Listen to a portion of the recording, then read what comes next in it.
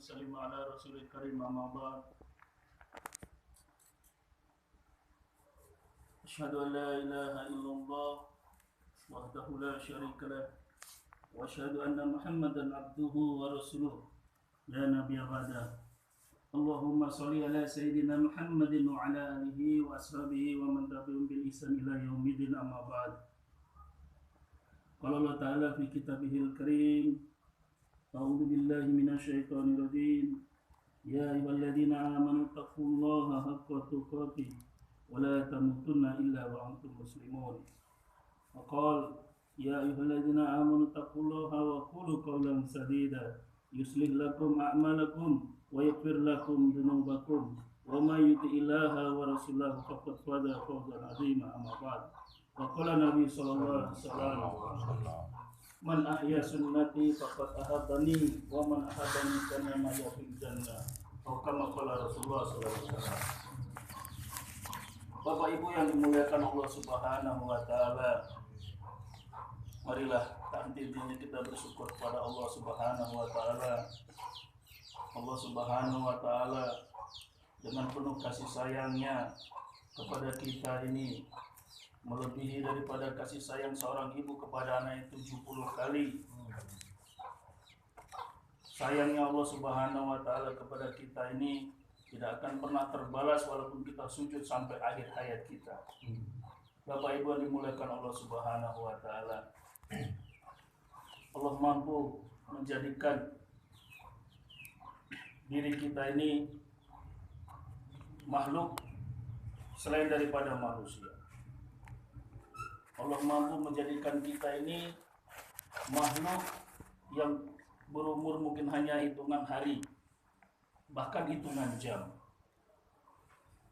Ketika musim jagung, maka banyaklah nyamuk-nyamuk ya di setiap rumah-rumah. Nyamuk baru netes terbang sebentar masuk ke rumah seseorang, baru hinggap sebentar sudah dipukul mati, selesai umurnya. Tak sampai sehari. Atau dijadikan kita makhluk yang umurnya selesai ketika lebaran saja. Bagaimana seekor kambing, seekor sapi ini kalau lebaran sudah siap-siap, selesailah umurnya, sembelih jadi untuk kurban. Allah pun mampu dijadikan kita ini makhluk yang kecil, nggak kelihatan, melihatnya pun harus pakai alat. Seperti sekarang ini makhluk yang sedang terkenal di seluruh dunia namanya apa? COVID. Nggak kelihatan bendanya kita nggak, tapi takutnya kita ini lebih takutnya pada Allah. Bagaimana ketika manusia diperintah dipanggil azan, santai-santai saja. Tapi ketika ditakuti dengan COVID, sibuk semua pakai cadar semua, walaupun laki-laki juga cadaran semua, pakai masker. Takut begitu, pada makhluknya nggak nampak. Jadi bersyukurlah Bapak Ibu yang dimuliakan Allah Subhanahu wa taala, jadikan kita ini manusia ini makhluk yang mulia, bisa mulia, lebih mulia daripada malaikat. Ketika baginda Rasulullah SAW maka malaikat Jibril menemani beliau dalam perjalanan Isra Mi'raj. Namun dalam batasan tertentu malaikat Jibril tidak bisa menemani baginda Rasulullah SAW karena beliau sampaikan kalau sampai beliau lebih dekat lagi maka akan hangus terbakar. Namun baginda Rasulullah SAW makhluk yang paling mulia ciptaan Allah yang termulia bisa dekat kepada Allah Subhanahu wa taala. Inilah nilai mulianya seorang manusia jika manusia kenal pada Allah Subhanahu wa taala. Tapi sebaliknya manusia ini bisa menjadi makhluk paling hina, bahkan lebih hina daripada hewan.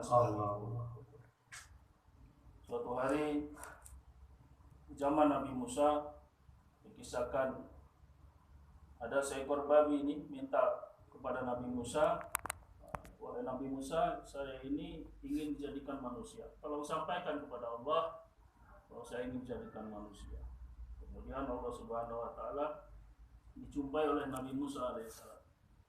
Nabi Musa sampaikan, ya Allah, ini ada seekor babi minta dijadikan manusia. Nah, kalau jawab, sungguh ia ingin dijadikan manusia, Kalau memang ingin jadi manusia, akan kujadikan manusia, tetapi manusia yang tidak mendapat hidayah. Maka Nabi Musa sampaikan kepada babi, babinya kan, Allah akan jadikan engkau manusia, tetapi manusia yang tidak mendapat hidayah, manusia yang tidak kenal Allah Subhanahu wa Ta'ala. Maka babi tadi, kalau seperti itu wahai Nabi Musa, kalau jadikan saya manusia tapi tidak mendapat hidayah, maka saya tidak mau, lebih baik saya tetap menjadi seekor babi saja. Jadi babi pun paham nilai suatu hidayah, nilai petunjuk Allah Subhanahu wa Ta'ala, nilai iman ini babi ini paham.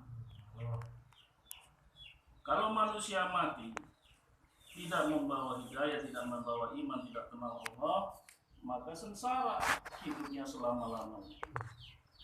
Di babi tadi, dia kalau sudah jadi babi, ketika mati sudah selesai umurnya, maka tidak ada azab bagi seekor babi tadi. Jadi paham, lebih baik jadi babi daripada jadi manusia yang tidak kenal hidayah. Bapak Ibu dimuliakan Allah Subhanahu wa Ta'ala, untuk itu duduknya kita di majelis yang mulia ini, maka ini suatu harga yang mahal, bukan hal yang sepele, bukan hal yang nampaknya di hadapan manusia ini tidak ada nilainya. Tapi di hadapan Allah Subhanahu wa Ta'ala, Masya Allah, inilah suatu majelis yang sangat agung dan besar. Maka dikatakan seandainya kita syukur kita dengan sujud sampai kita mati pun tidak akan terbayar daripada nilai hidayah ini. Bapak Ibu dimuliakan Allah Subhanahu wa Ta'ala, betapa banyak manusia baik yang masih hidup atau sudah mati belum mendapat hidayah daripada Allah Subhanahu wa Ta'ala. Jadi dijadikan manusia yang sudah mendapat hidayah. Namun manusia yang baik adalah bagaimana manusianya yang juga memikirkan manusia yang lain untuk mendapat lagi dan lagi, maka kita bersyukur dijadikan kita manusia yang mendapatkan hidayah, yaitu yang mengenal Allah Subhanahu wa Ta'ala, menjalankan kehidupan sebagaimana sunnah baginda Rasulullah SAW. Bapak Ibu dimuliakan Allah Subhanahu wa Ta'ala, Allah Subhanahu wa Ta'ala kirim 124.000 nabi dan rasul. Bahkan para nabi dan rasul ini menghadapi penderitaan dalam kehidupan mereka, kesengsaraan, kesusahan yang luar biasa. Para nabi dan rasul ini maksum, sudah dijanjikan surga, namun kehidupan mereka di dunia ini penuh dengan penderitaan, pengorbanan nyawa sekalipun menjadi taruhannya untuk memperjuangkan nilainya agama. Hingga hari ini kita dapat mengenal Allah ini asbab daripada perjuangan para nabi, para rasul, asbab perjuangan orang-orang yang mengikuti para nabi, para rasul, sahabat radhiyallahu anhum. 124.000 sahabat ini paham mereka nilai hidayah. Maka ketika nilai iman ini sudah masuk dalam diri mereka, maka mereka ini paham tidak ada yang lebih bernilai lagi di dunia ini kecuali nilai iman. Bapak Ibu dimuliakan Allah Subhanahu wa Ta'ala. Allah Subhanahu wa Ta'ala berikan nikmat kehidupan di dunia ini, nikmat harta, nikmat kesehatan, nikmat-nikmat lainnya Allah berikan kepada baik orang yang dicintai maupun tidak dicintai, pada orang kafir maupun orang mukmin diberikan nikmat harta, nikmat dunia dan segala macam. Tapi nikmat iman tidak Allah berikan kepada semua manusia. Hanya Allah berikan kepada yang Allah cintai saja, yaitu orang-orang yang beriman. Maka sekali lagi beruntung kita telah dijadikan Allah Subhanahu wa Ta'ala sebagai orang-orang pilihan. Ini nilai yang tak terhingga, nilai yang sangat berharga sekali. Dan sahabat-sahabat ini paham mereka akan nilai iman ini. Saking pahamnya sahabat-sahabat ini takut sekali menjalani kehidupan di dunia ini. Suatu hari sahabat Abdullah bin Rawaha, beliau tiduran di pangkuan sang istri. Kemudian beliau menangis di pangkuan istrinya, maka sang istri pun ikut menangis. Maka Abdullah bin Rawaha radhiyallahu anhu, beliau bertanya, "Wahai istri, kenapa kau juga menangis?" Maka jawab sang istri, "Aku menangis karena aku lihat kau menangis, wahai suamiku." Inilah nilai bagaimana seorang istri sahabat ini kesatuan hatinya. Ketika lihat suaminya sedih, dia ikut sedih. Suami nangis, ikut menangis. Maka sang suami bertanya, "Tahukah engkau apa yang kutangiskan?" Maka sang istri jawab, aku menangis karena melihat engkau menangis. Wahai istriku, ketahuilah sesungguhnya saya menangis ini karena saya ini khawatir terhadap akhir kehidupan saya ini. Apakah saya akan selamat atau akan celaka? Karena suatu hari baginda Rasulullah SAW menyampaikan bahwa nanti di padang mahsyar nanti akan diperintahkan pisahkan ahli neraka dari ahli surga. Maka dijawab berapa ya Allah yang harus dipisahkan? Pisahkan 999 dari 1000, masukkan ke dalam neraka. Maka ketika sahabat mendengar hadis ini, sahabat ini takut dan cemas. Dari 1999 diperintahkan masukkan ke dalam neraka. Bagaimana dengan nasib kami ya Rasulullah, kata sahabat Rasulullah. Maka beliau sampaikan yang 999 adalah orang-orang kafir dan Ya'juj Ma'juj. Yang satu adalah kalian dan orang-orang yang seperti kalian. Jamaah yang dimuliakan Allah Subhanahu wa taala. Inilah yang dipahami para sahabat. Mereka masih takut, padahal mereka sudah dapat ridha Allah hari-hari bersama baginda Rasulullah SAW. Bermusyawarah, mengorbankan harta diri, nyawa sekalipun dikorbankan, segala yang dikorbankan. Masih ketakutan mereka terhadap bagaimana nasib kelak di akhirat. Bagaimana dengan diri kita saat ini? Maka untuk itulah kita belajar mengikuti orang-orang yang telah dikatakan baginda Rasulullah SAW, yang insya Allah akan masuk surganya Allah Subhanahu wa taala. Beliau sampaikan tadi, kalian dan orang-orang yang seperti kalian.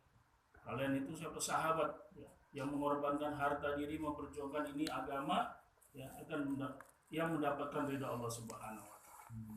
Maka syukur kita hari ini Allah kenalkan kita usahanya para sahabat, usahanya para nabi. Yang sudah janji Allah pasti tidak akan dikirim lagi para nabi, para rasul ke dunia.